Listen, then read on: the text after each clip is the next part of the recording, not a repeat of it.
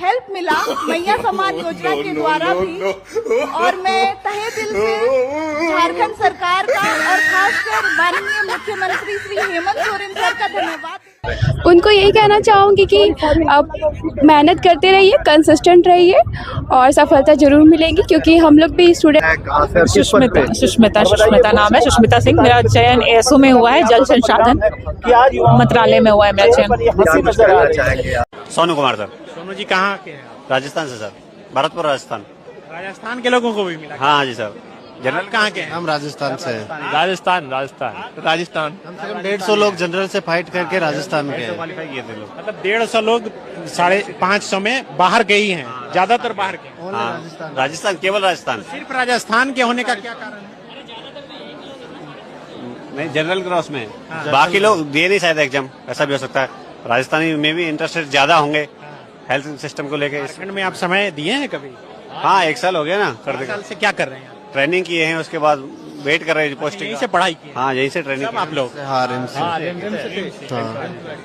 कैसा लगा झारखंड? और एकदम मजा आ गया, क्योंकि अभी गांव में काम करना है, अब वो आगे सोचेंगे थोड़ा सा स्ट्रक्चर बढ़ाने का, अच्छा हो जाए यहाँ का भी, थोड़ा पैसा वैसा का भी चलेगा। हो जाए राजस्थान में तो मरुस्थल रहता है, यहाँ तो हरियाली है पूरा। अरे वहाँ भी पूरा हरियाली है सर। मैं बहुत खुश हूँ, धन्यवाद कहना चाहती हूँ। कल तक हम लोग ऑफिस कर रहे हैं शाम 6 बजे तक, और आप बोलते हैं रद्द। अचानक से क्या करें हम लोग? घर वाले तो फिर भी सेटिस्फाइड हैं कि ये लड़का, बाद में भी फिर कुछ, लेकिन मेरा क्लियर कहना है कि कैंसिलेशन ऑन व्हाट ग्राउंड? हम सरकार के ही अंग हैं। कल तक हम सरकार में ही काम कर रहे थे और आज हमको फांसी दो, न्याय दो या फांसी दो, न्याय दो या फांसी दो, न्याय दो या फांसी दो। बड़ी खुशी लग रही है। आप सभी ना करें। बहुत अच्छा लग रहा है। समारोह की गरिमा को बनाए रखा, उसी प्रकार से थोड़ी देर और खुशी और आप अपनी अपनी पावती लेकर यहाँ से बहुत खुशी है हमारे लिए आज। मनीष भगत से हम मार्चें करेंगे सड़क पर। क्या नाम है आपका, कहाँ से है? धन्यवाद। चलिए कैसा लग रहा है? बहुत अच्छा लग रहा है, बहुत बढ़िया। आपको भी अच्छा लग रहा है? अच्छा लग रहा है।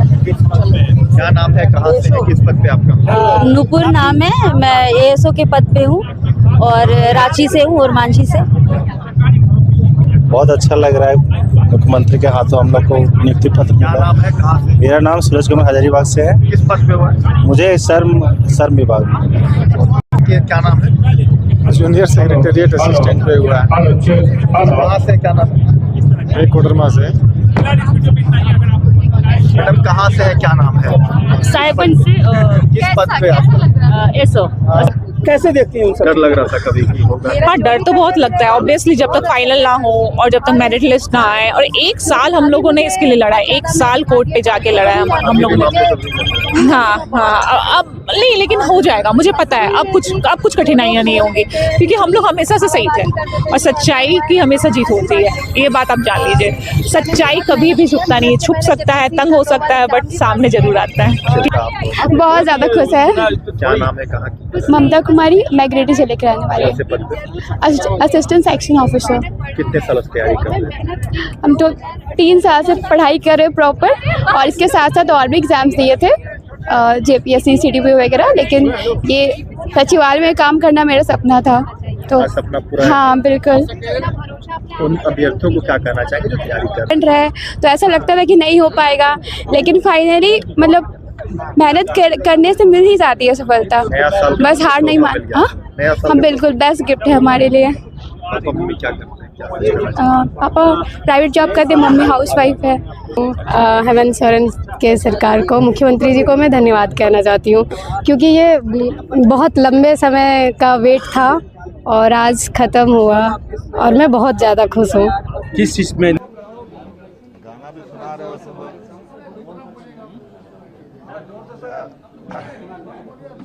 ऐसा है पत्रकार मित्रों, काफी आप लोग कुछ दिनों से सक्रिय हैं, विभिन्न मुद्दों को लेकर, और सरकार भी कई मुद्दों को लेकर चिंतित है। और समस्याओं का समाधान करने की भी इच्छा रखती है।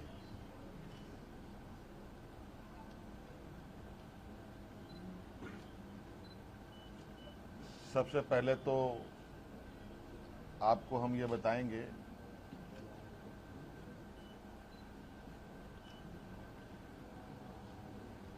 कि अभी वर्तमान में जो हमारे नौजवान छात्र छात्राएं अपनी मांगों को लेकर आंदोलनरत हैं और जो उनकी कुछ मांगे रही हैं, समय समय पर आपको ये बात पता चला होगा कि कुछ वार्ताएं भी हुई। वार्ता में क्या बातें मानी गई, क्या बातें नहीं सुलझ पाई, और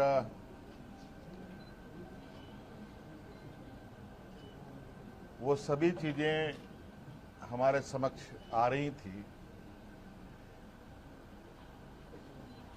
और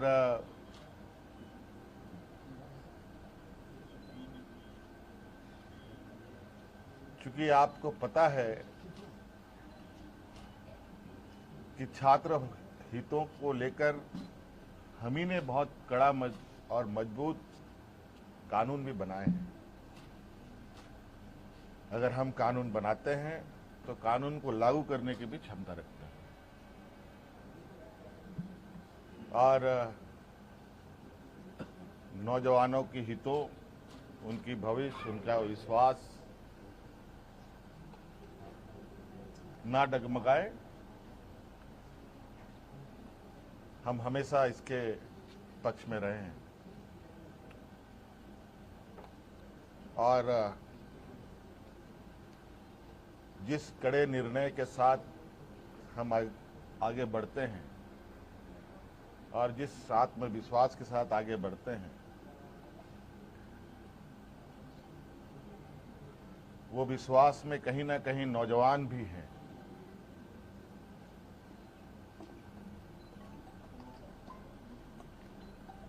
और आपको पता है कि झारखंड में जेपीएससी, जेएसएससी के द्वारा नौजवानों की नियुक्ति होती है और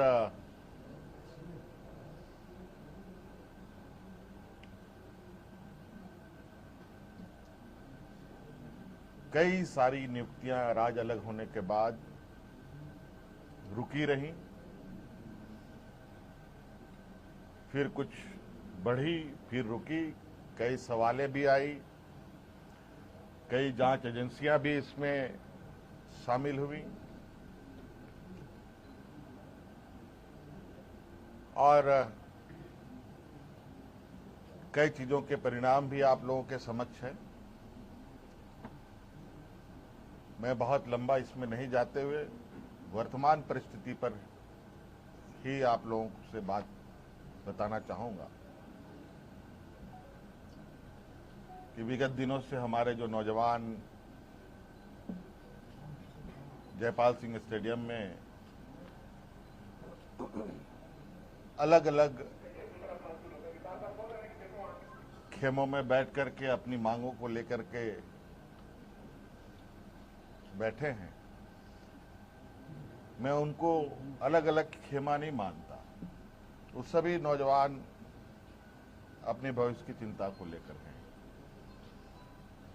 और इस विषय पर जैसे कि पहले हमारे मंत्री गणों की जो टीम थी उनके साथ बैठक में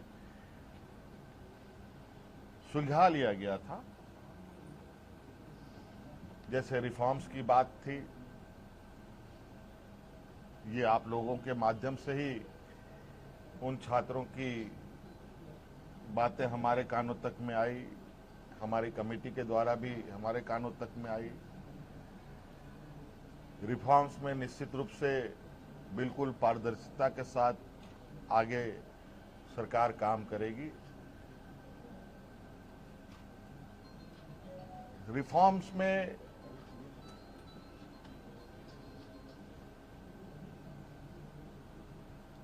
जहां तक मेरा मानना है कि परीक्षाएं कैसे होनी चाहिए, कैसे नहीं होनी चाहिए, इसका पहले से ही एसओपी बना हुआ है और कहीं ना कहीं अगर वो एसओपी का पालन होता तो ये गड़बड़ियां नहीं होती।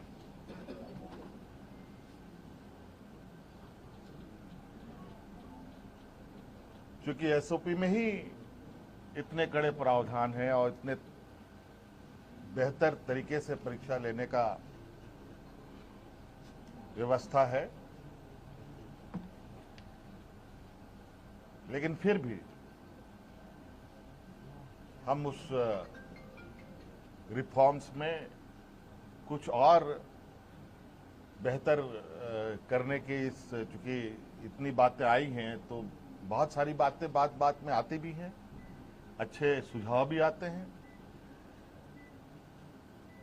तो उन रिफॉर्म्स में उन सबको भी जोड़ा जाएगा। और चूंकि हमने पोर्टल भी खोल रखा है, चाहे वो छात्र हो, शिक्षक हो, अभिभावक हो, उस विषय पर अपना उस पोर्टल पर अपने सुझाव दे सकते हैं और विशेषज्ञों की टीम के साथ उनको साझा किया जाएगा और क्या बेहतर हो सकता है उसको किया जाएगा। रिफॉर्म्स के लिए हम लोगों ने हमारे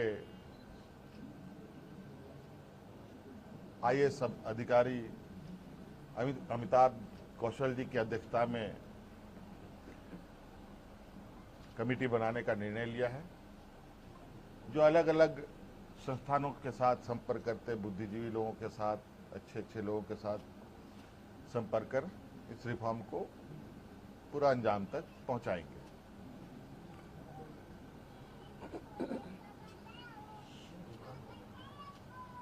दूसरी बात, जेपीएससी का जो 14वें जेपीएससी की बात है, मुझे लगता है कि हमारे माननीय मंत्रीगणों के टीम के साथ बैठने के दौरान ही वो चीजें सुलझ गई थी। बैकलॉग की भी बात सुलझ गई थी और कई जगह पर लोग नियुक्त भी हुए हैं। उसको लेकर छात्रों के तरफ से भी और मंत्रीगणों की तरफ से भी कोई कंक्लूजन पर नहीं पहुंच पाए। आज इस विषय को पटाक्षेप करने के लिए हम लोगों ने कैबिनेट की विशेष बैठक की। इस बैठक में उन सभी चीजों का समाधान निकालते हुए हम लोगों ने निर्णय लिया है कि टीडीपीएल द्वारा किए गए परीक्षाएं टीडीपीएल के द्वारा प्रकाशित रिजल्ट और टीडीपीएल द्वारा जो भी अभ्यर्थी चुने गए हैं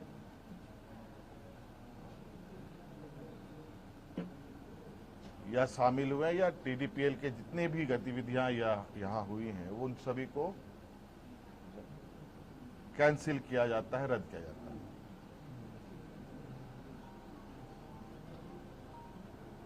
और नौजवानों में सबसे बड़ा जो मुझे लगता है कि मुख्य मांग उनका सबसे प्रमुख मुख्य मांग रहा है जेपीएससी सीजीएल के संदर्भ में, क्योंकि हमने उसमें भी एक हमारे मंत्रीगणों ने आश्वस्त किया था इस विषय की जांच चल रही है। इसके लिए हम लोग रिटायर्ड जज की अध्यक्षता में संपूर्ण जांच कराएंगे क्योंकि कभी कभी ऐसा लगता है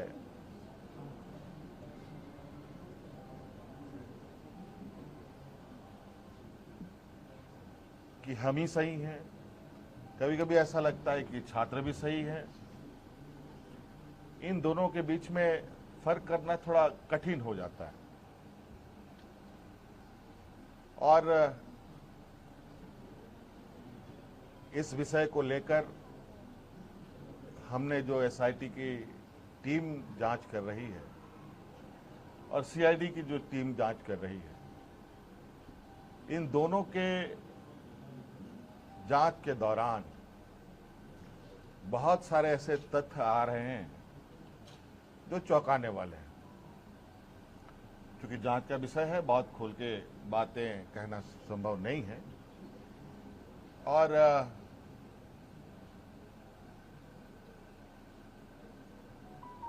कुछ लोग जो सीजीएल में नियुक्त हुए हैं, वो लोग जेपीएससी के धांधली के आरोप में गिरफ्तार हो रहे हैं।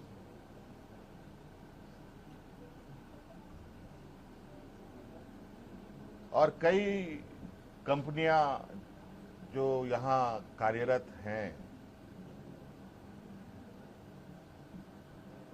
अलग अलग समय में भी कार्यरत रहे हैं। इन सब का एक बहुत बड़ा नेटवर्क का घालमेल प्रतीत होता है। जांच के दायरे में तो हम पूरे 2014 से लेकर अब तक की हुई इसके परीक्षाओं की जांच में है। हमने विभाग को कहा है, सीआईडी को कहा है, अब जब इसका ऑपरेशन हुआ ही है तो पूरे तरीके से इसका ऑपरेशन होनी चाहिए।